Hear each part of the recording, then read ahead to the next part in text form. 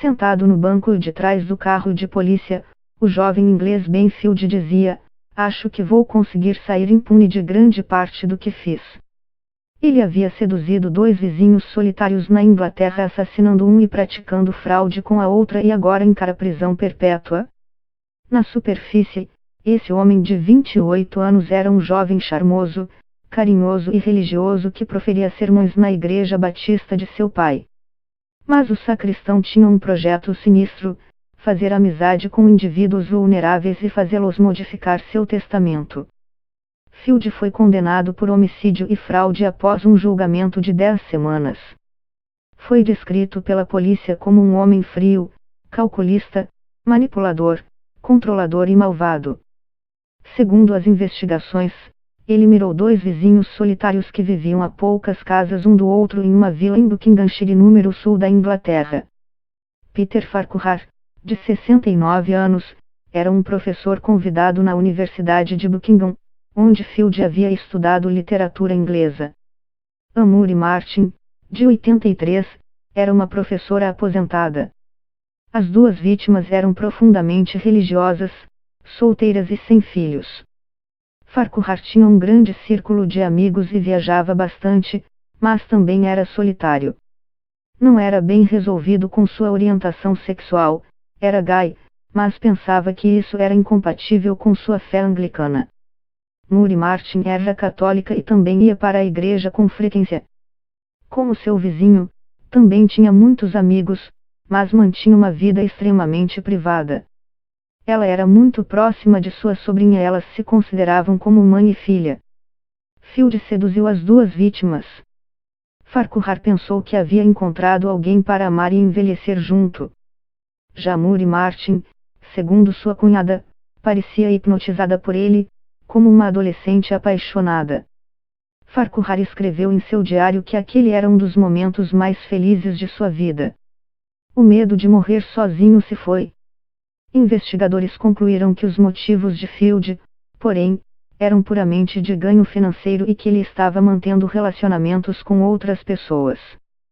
Field drogou Farquhar, misturando um coquetel de sedativos e alucinógenos comprados na internet em sua comida e bebida. As drogas foram administradas de diversas formas em sua torrada, chá e em um chocolate. Um vídeo encontrado com Field mostra o acadêmico exausto e com dificuldades de construir frases. Antes de morrer, Farquhar disse a amigos que estava sofrendo com pesadelos, alucinações e sonambulismo. Alguns de seus amigos pensaram que ele aparentava estar confuso ou bêbado.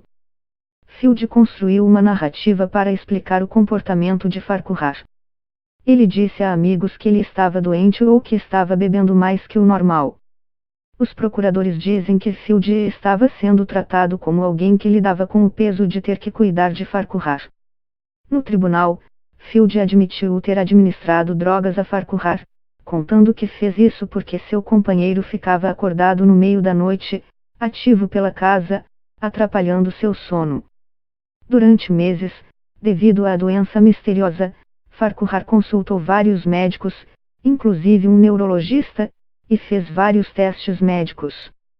Mas Field ligou para o NHS, o SUS britânico, e mentiu para profissionais da saúde, dizendo que o professor aposentado caía frequentemente e provavelmente tinha demência. Ao tribunal, os acusadores disseram que Field praticou gaslighting com as vítimas, manipulando os idosos psicologicamente, até que eles duvidassem de sua memória e sanidade. Field movia coisas pela casa para que Farquhar se irritasse e ficasse confuso quando não as encontrasse.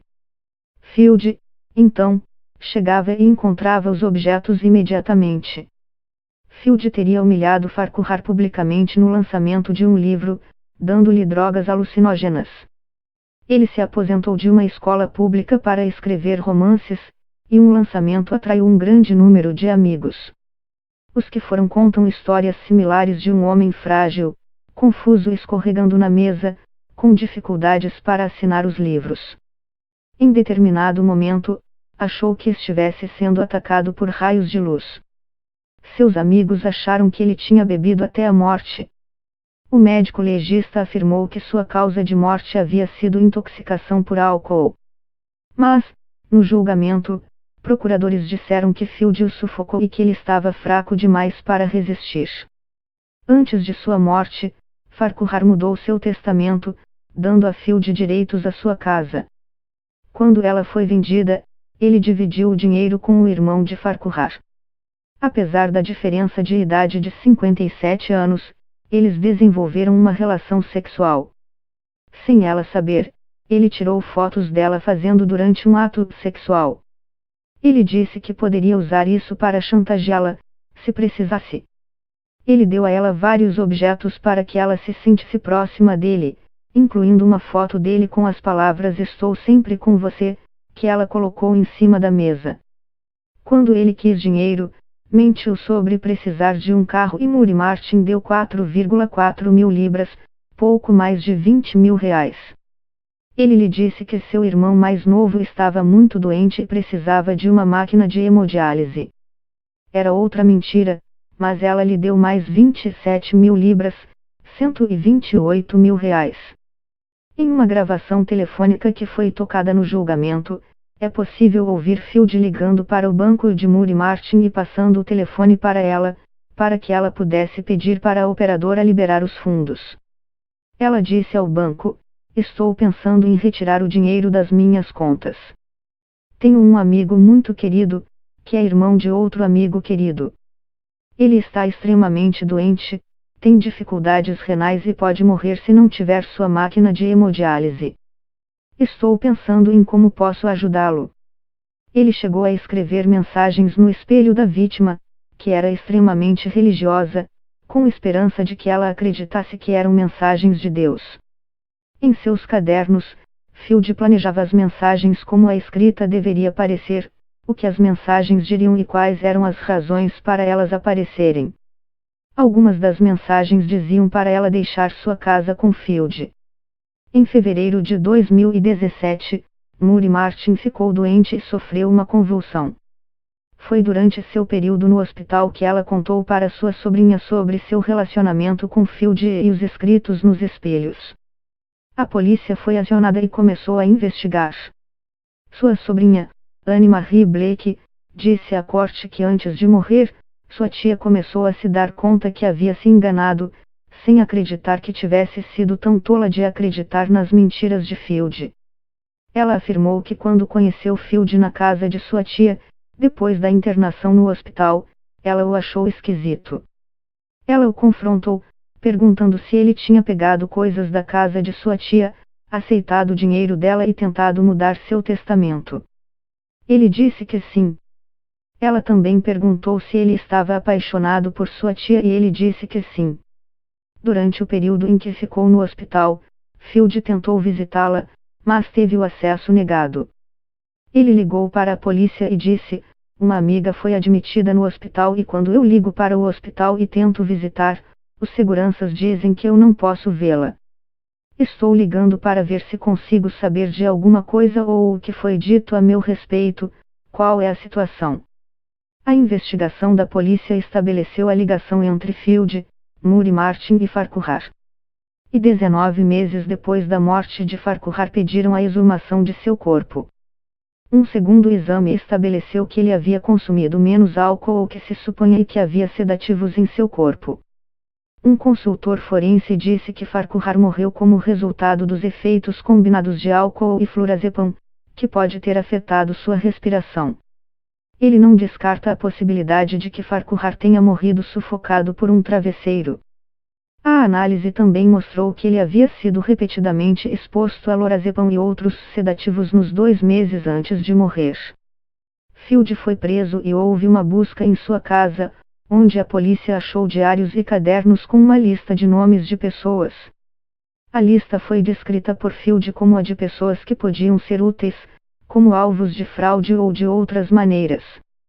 Havia nomes de membros de sua própria família, assim como o nome de Murray Martin e livros sobre envenenamento de pessoas e planejamento de suicídio também foram descobertos.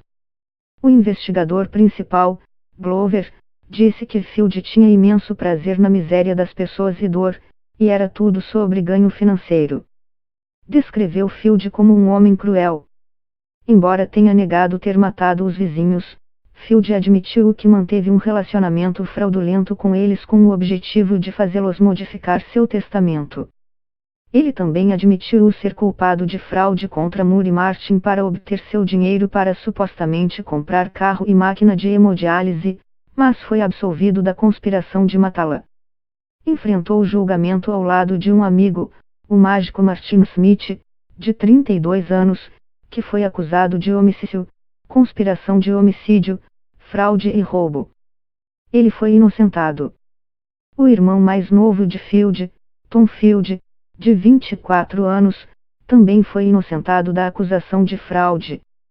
Ben Field enfrenta agora a possibilidade de passar a vida na cadeia, mas sua convicção inicial de que escaparia impune da maior parte do que fez fala gravada secretamente quando ele estava na parte de trás do carro da polícia não estava completamente errada. Em relação à morte de Peter Farquhar, há boas chances de que Benjamin Field teria escapado da acusação de homicídio se não fossem por suspeitas levantadas depois que a Moore Martin foi removida do controle de Field, disse o procurador Chris Derrick. Na verdade, ele já tinha escapado impune. Foi só por causa de novas investigações forenses que vieram depois da exumação do corpo que fomos capazes de indiciar Field pela morte.